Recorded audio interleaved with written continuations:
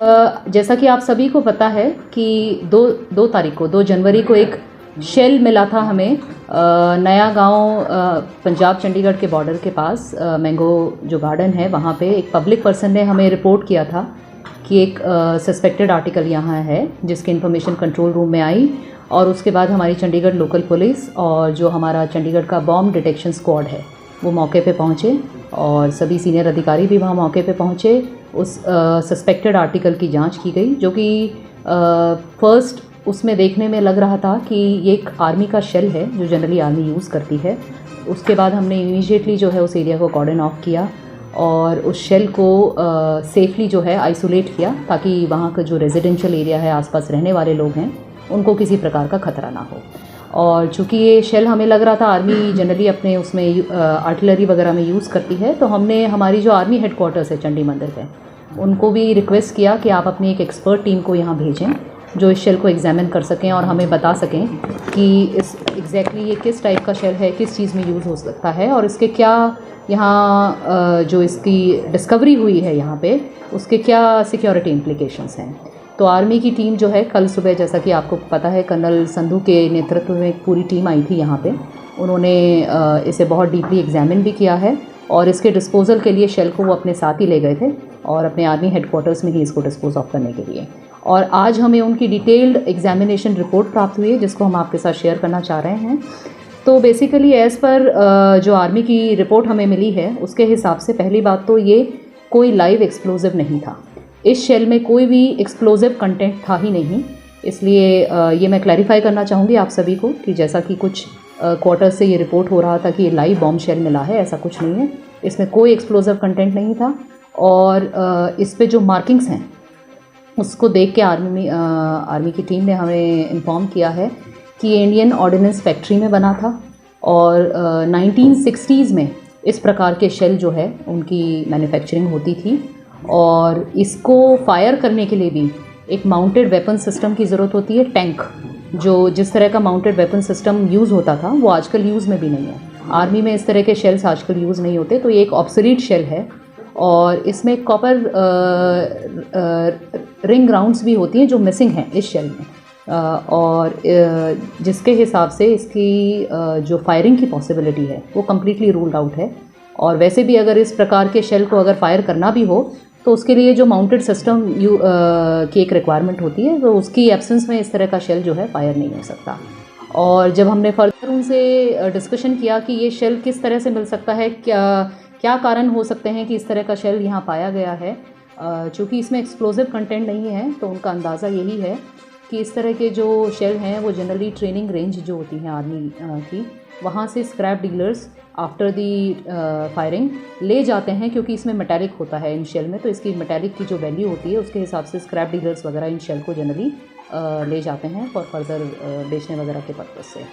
तो हम आप सभी को ये फिर सूचित करना चाहते हैं कि इस शेल के यहाँ मिलने से कोई सिक्योरिटी थ्रेट या इस प्रकार का कोई इम्प्लीकेशन नहीं था। फिर भी हमने सभी सेफ्टी प्रिकॉशंस को ध्यान में रखते हुए इस पूरे एरिया को कॉर्डन ऑफ करके इस शेल को सेफली आर्मी की जो टीम है, बॉम्ब डिस्पोजल स्क्वाड जो है, वो अपने साथ ले गए हैं इसके सेफ्टी डिस्पोजल के लिए। और किसी प्रकार का यहाँ कोई इस शेल के मिलने से कोई एडवर्स कोई खतरा या कोई ऐसी सिचुएशन चंडीगढ़ शहर में नहीं है। आपको वो व्यक्ति मिला जिसने ये शेल बाहर ला के रखा है या वहाँ फेंका है? देखिए, इस बारे में लोकल पुलिस वेरीफाई कर रही है। आसपास उस एरिया में जो भी स्क्रैप डीलर्स हैं, क्योंकि इस तरह का पहले भी शेल चंडीगढ़ में मिले हैं, प्रीवियस में इस तरह के इंसिडेंट आए हैं सामने, तो हम वेरीफाई कर रहे हैं। ये बॉर्डर का एरिया है हमारा चंडीगढ़ और पंजाब का। हमने पंजाब अथॉरिटीज़ को भी रिक्वेस्ट किया है कि वो भी अपने एरिया में इसके बारे में अच्छे से जांच पड़ताल करें कि अगर ये यहाँ मिला है तो क्या पॉसिबिलिटी है कि कोई स्क्रैप डीलर, कोई कबाड़ी, कोई इस तरह का कोई व्यक्ति तो नहीं इसे यहाँ, क्योंकि इसकी कोई अब इसमें मेटालिक भी नहीं है, कोई इस तरह का अबेंडन कर गया हो, इसको छोड़ गया हो। और हम अपने स्तर पे भी चंडीगढ़ में भी हम इस तरह की जो है अपने लोकल पुलिस जांच कर रही है। उस बारे में कोई फर्दर अपडेट होगी आपसे शेयर करेंगे। मैम, क्योंकि बॉर्डर एरिया है और बैक साइड पे पूरा वीआईपी मिल रहा है, तो उसको लेकर भी अब आगे से सिक्योरिटी, चलो ये तो ऑब्वियसली अच्छी बात है कि इस तरह का कोई नहीं था, लेकिन आने वाले दिन फ्यूचर में भी, जैसे आपने बताया कि नया गाँव में उस साइड पहले भी मिला है, 1.5 साल पहले भी मिला, बिल्कुल। तो सिक्योरिटी के उसको लेकर भी चंडीगढ़ देखिए पुलिस ने- वहाँ उस विसिनिटी में हमारा सारी जो इम्पोर्टेंट ऑफिशियल बिल्डिंग्स तो हैं ही, और दोनों ही हरियाणा पंजाब सीएम रेजिडेंस भी हैं, हमारा राजेंद्रा पार्क हेलीपैड भी है, तो वहाँ हमारा डिप्लॉयमेंट राउंड द क्लॉक तो रहता ही है, पंजाब पुलिस का भी रहता है। और इसके अलावा इस बॉर्डर एरिया होने की वजह से यहाँ पेट्रोलिंग भी हमारा फोकस ज़्यादा रहता है, और अब इस तरह के चीज़ों को ध्यान में रखते हुए उसको और इंटेंसिफाई करेंगे। जो हमारी पेट्रोलिंग है, रेगुलर बीच पेट्रोलिंग है, पीसीआर पेट्रोलिंग है, उसको और हम इंटेंसिफाई करेंगे। Apart from this, there is a case that I think Mr. Sandeep Singh. Kindly give me some kind of details on that. देखिए उसमें मैंने आपको जैसा कि आप सभी को पता भी है कि उस केस में एक एसआईटी की गठन कर दिया गया है।